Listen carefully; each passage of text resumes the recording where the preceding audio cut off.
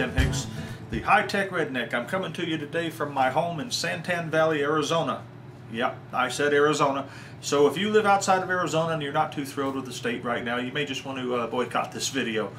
But if you want to hear the revelations that come through the mind of a business owner, ex-pro wrestler, ordained Christian preacher, and computer geek, stay tuned and hang on. One thing I've noticed lately is there's a big trend on the internet for people to have video blogs. So I decided, hey, I'm photogenic. I'm a good-looking guy. I like to look at myself in the mirror, so I'd make this so you can look at me too. No, I'm just kidding. But I do want to talk to you today a little bit. I apologize for the clutter behind me here. We haven't quite got the set built that I want to use for this, but we will. We'll have it done hopefully before too long. At any rate, today's topic is leadership, or the lack of it. And one thing I've noticed in this world, be it in government or in business or just in life, it seems that there's a striking absence of true leadership. In the government, for example, we have a lot of politicians, but we have very few leaders. We have people that will promise you the world and deliver nothing but an empty box. Yeah, they'll wrap the box up real pretty and they'll put a bow on it and tie it up just so. And they'll present it to you as though it's the greatest treasure ever given to mankind. But when you open it up, it's still just an empty box. We have people who talk about such noble ideals as personal responsibility and being accountable. But when their feet are held to the fire, the first words out of their mouth are, "Oh, it's not my fault." You know, sometimes it doesn't matter whose fault it is. It only matters is who fixes it. We never want to take personal responsibility for things. And you can't have leadership without personal responsibility. You can't have leadership without having a baseline of what's acceptable. Now, we have a very articulate man in the White House. President Obama is an excellent speaker, especially when the teleprompter's turned on, which obviously you can tell I'm not using one. And he's an excellent campaigner. He can convey a message with laser accuracy, but he's not a good leader. He's not a good leader, and it's coming back to bite him now, because even people in his own party are realizing this. You know, we need leadership. We need right now we're dealing with the oil crisis. We're dealing in the Gulf. We're dealing with illegal immigration here in my state of Arizona.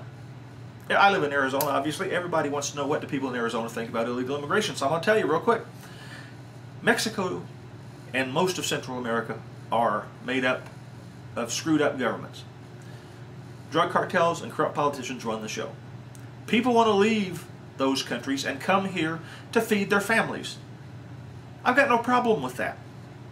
If you want to make a better life for yourself in the United States, and you want to come here and to do that, God bless you. If you want to come to the party, come on in, you're welcome. But sign the guest book. Don't sneak in the back door. And for people who think that Arizona's immigration law is racist, get off of it. Read the law. It's not that long. It's not racist because illegal's not a race. Okay? Enough said. But instead of doing their job in Washington, the federal government is siding with the government of Mexico. The federal government is threatening to sue Arizona. We have a governor in Arizona, bless her heart, who's got the backbone to stand up and say, you know what, the federal government's not doing their job. I'll do it if I have to. You know, but we have a federal government who, one, either doesn't know the U.S. Constitution, or, which is bad because everybody in government swore to uphold it, or they know it and they just don't care, which is treasonous. But at any rate, they're not securing the borders. They're not being leaders. They're being wishy-washy, milquetoast, limp-wristed pontificators whose only goal is to build their own power base and to build their own legacy. And I'm not just talking about Democrats here. Republicans do the same thing. And if you don't think they do, then you're a Kool-Aid drinker for one side or the other, and you need to put down the cup and see reality. Finally, we have somebody who's willing to say, hey, you know what? I'm going to do this. And I applaud Governor Brewer for that. You know, she does some things that I'm not a real big fan of, but this she did, I'm a big fan of. What we need is more of that, I'm going to do what's right for the people attitude. Right now we've got people who on the left who say, you know, I'm going to do what's right for the Democratic Party. We've got people on the right who say, I'm going to do what's right for the Republican Party. You know what? We don't need those people. What we need are people who look down the middle and say, you know what, I'm going to do what's right for America and Americans. We need a populace who will say, you know what, I'm a lifelong Democrat or I'm a lifelong Republican, but I'm going to take that jersey off today because I'm also a lifelong American. And I'm going to tell the government, we don't work for you. We're not beholden to you. You work for us. We need a government who protects the people, protects our borders, and honors our Constitution.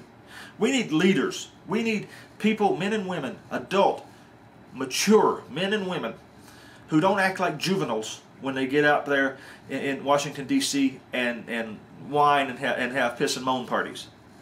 And if you can't do that for us, then come November, by gosh, we're going to sit there and vote your candy behind out and replace you with somebody who will. It's just that simple. We don't need partisan politicians. We need leaders. You know a good place to get leaders? The military. God bless them. You want to see people who rise to the top? Look at the people who are successful in the military. Yeah, it irritates me. Nothing irritates me more than when I hear Americans disparage our military. These are young men and women who go to places that nobody'd want to go and do things that nobody'd want to do because their country asks them to. So you know what? I think we ought to have Veterans Day and Memorial Day every day. So I'm going to tell you, I probably irritated every Facebook friend and every viewer that's going to see this on my website. And it's kind of rambling, but you know, it's what I do. And I'm not working with a teleprompter. But I'm going to tell you something. If you see a veteran or a person who's a current member of the armed forces, shake their hands and thank them for their service. And if you are somebody who is a leader who wants to see the best for America, doesn't want America turning into a cesspool of immorality and corruption, but you want to see it be what Ronald Reagan said it was, the shining city on the hill. If you're a leader and you can separate yourself from partisan politics and do that service for your fellow Americans, then you owe it to yourself and you owe it to America to take on a leadership role. You know, folks, we have to stop this political mess. We have to take off those jerseys of partisan politics, because America is more important than political parties. America is more important than any particular politician, and it's more important than political ideology. We need leaders, or America will fail. But you know what? I'm so proud. I'm seeing a lot of leaders coming, so it tells me that better days are ahead. There's going to come a time when we're going to have another Ronald Reagan. We're going to have people who will stand up in the void and say, you know what? It's not about party. It's about America.